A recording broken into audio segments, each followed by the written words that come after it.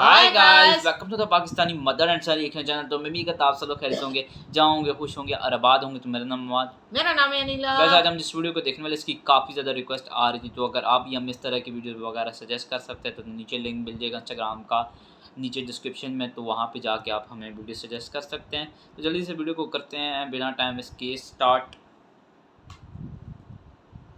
तो टाइटल है वीडियो का Indian railway versus Japanese railway comparison है। तो जल्दी से स्टार्ट करते हैं इस वीडियो को। 3, 2, 1 एंड स्टार्ट। नमस्कार दोस्तों, स्वागत है आपका हमारे YouTube चैनल में। आज हम आपके लिए लेके आए हैं इंडियन रेलवे और जापानीज रेलवे में मुकाबला। चलिए देखते हैं क्या फर्क है दोनों रेलवेज में। इस वीडियो में हम दोनों देशों के रेलवे के historical background, fastest train, luxurious train, network and infrastructure, service and technology, efficiency and time punctuality, passenger experience, customer service, safety and security जैसी बातों पर डिस्कस करेंगे।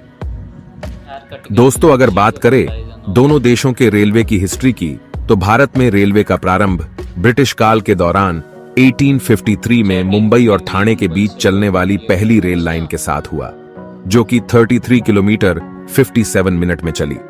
इसके बाद धीरे धीरे और शहरों में भी रेलवे लाइनें बनाई गईं और इससे देश भर में यात्रा की सुविधा में काफी सुधार हुआ। वहीं दूसरी तरफ जापान में पहली रेलवे लाइन भारत से 19 साल बाद 1872 में टोक्यो और शिंजोनगा में शुरू हुई। इसे बाद में बढ़ाया गया और दूसरे शहरों में भी रेलवे लाइनें बनाई गईं, जो कि 28 किलोमीटर 53 मिनट में चली। अब बात करें दोनों देशों के रेलवे नेटवर्क और इंफ्रास्ट्रक्चर की, तो भारतीय रेलवे विश्व का चौथा सबसे बड़ा रेलवे नेटवर्क है। यह लगभग 68,000 किलोमीटर क्षेत्र को कवर करता है और 7,500 से अधिक स्टेशनों के साथ लगभग 125,000 ट्रेनों को कंट्रोल करता है। वहीं जापान में रेलवे नेटवर्क बहुत विस्तृत है और पूरे देश को कवर करता है। यह टोक्यो से शुरू होकर अन्य शहरों और क्षेत्रों तक फैलता है। यह 30,625 किलोमीटर क्षेत्र को कवर करता है और यहाँ लगभग 9,600 स्टेशन हैं। साथ में 1 दिन में यहाँ 10 मिलियन लोग ट्रैवल करते हैं। इंडियन रेलवे के नेटवर्क में मेनली 4 टाइप की रेल लाइनें होती हैं। पहली, मेन लाइन, ये राजधानी शहरों और अन्य इंपॉर्टेंट शहरों के बीच चलती है। दूसरी, ब्रांच लाइन, ये रेल लाइनें मेनली छोटे शहरों और गांवों को जोड़ती हैं। तीसरी, मेट्रो रेल, मेट्रो रेल शहरों के मॉडर्न लाइफ को सरल बनाने के लिए बनाई गई है। चौथी, लाइट रेल, लाइट रेल छोटे या मीडियम सफर के लिए बनाई जाती हैं, जो शहरी और सब शहरी इलाकों में यूज होती है। वही जापानीज रेलवे नेटवर्क में 3 रेल लाइन है। पहली शिंकनसेन लाइन, जिसे बुलेट ट्रेन भी कहा जाता है, जापान की मेन रेलवे लाइन है। दूसरी, मेट्रो रेल नेटवर्क, जापान के कई शहरों में मेट्रो रेल सेवाएं हैं। इनमें Tokyo metro, Osaka metro, Nagoya metro, Sapporo metro शामिल हैं। तीसरी, राष्ट्रीय रेलवे लाइनें, जापान में राष्ट्रीय रेलवे लाइनें भी हैं जो देश के विभिन्न हिस्सों को जोड़ती हैं। अब बात करें फास्टेस्ट ट्रेन की, तो भारत की फास्टेस्ट ट्रेन वंदे भारती एक्सप्रेस ट्रेन है, जिसकी स्पीड 180 किलोमीटर पर आवर है। ये ट्रेन दिल्ली से वाराणसी और नई दिल्ली से कटरा के बीच चलती है। दूसरी ओर बात करें जापान की, तो जापान विश्व में स्पीड के लिए ही जाना जाता है। जापान की फास्टेस्ट ट्रेन मैगलीव है, जिसकी स्पीड 603 किलोमीटर पर आवर तक है, जो दुनिया की सबसे तेज ट्रेनों में से एक है।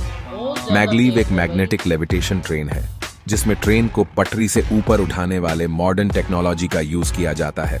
इस टेक्नोलॉजी के आधार पर जापान में मैगलीव ट्रेनें देश भर में चलाई जाती हैं। अगर दोनों देशों में लग्जरियस ट्रेन को देखें, तो भारत की लग्जरियस ट्रेन डेक्कन ओडिसी है।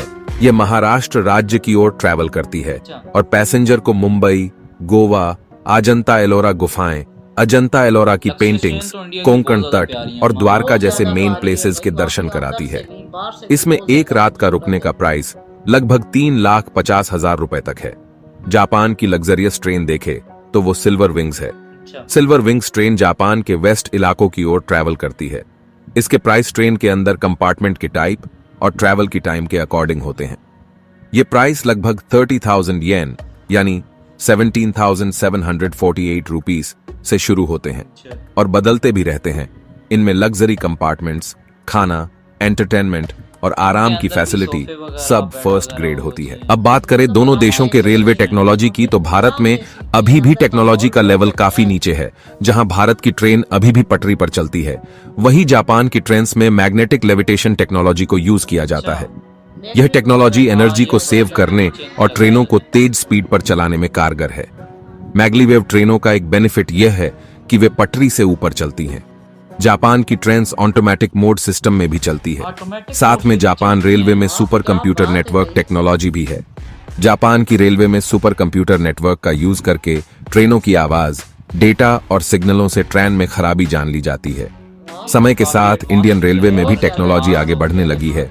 इंडियन रेलवे में इलेक्ट्रिफिकेशन और सिग्नलिंग सिस्टम जैसी टेक्नोलॉजी आ गई है, पर फिर भी जापान टेक्नोलॉजी में भारत से कई आगे दिखाई देता है। टाइम पंक्चुअलिटी की बात करें तो भारत में ट्रेनों का लेट होना एक आम बात है।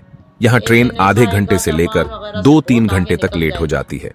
दूसरी तरफ जापान में टाइम की बहुत वैल्यू है। वहाँ ट्रेन अपने सही समय पर आती है। अगर ट्रेन लेट हो जाए तो वहाँ की ट्रेन ऑर्गेनाइजेशन पैसेंजर्स से माफी भी मांगती है, या फिर ज्यादा लेट होने पर उनके टिकट वापस तक कर देती है। बात करें इंडियन रेलवे में पैसेंजर एक्सपीरियंस की, तो वह किसी का अच्छा और किसी का खराब होता है। भारतीय ट्रेन में सोने की भी व्यवस्था होती है, जो कि एवरेज है। साथ में खाने और वॉशरूम के अरेंजमेंट की बात करें तो ये भी लगभग ट्रेन्स में मिल जाते हैं। हाँ, भारतीय रेलवे में सफाई की काफी प्रॉब्लम रहती है, पर जब से प्राइवेटाइजेशन हुआ है तब से सफाई का काफी ध्यान रखा गया है। वहीं जापान में रेलवे स्टेशनों को सुंदर और स्वच्छ बनाने में खास ध्यान दिया जाता है। स्टेशन के डिजाइन और आर्किटेक्चर को ध्यान में रखा जाता है, जिससे उन्हें अट्रैक्टिव बनाया जाता है।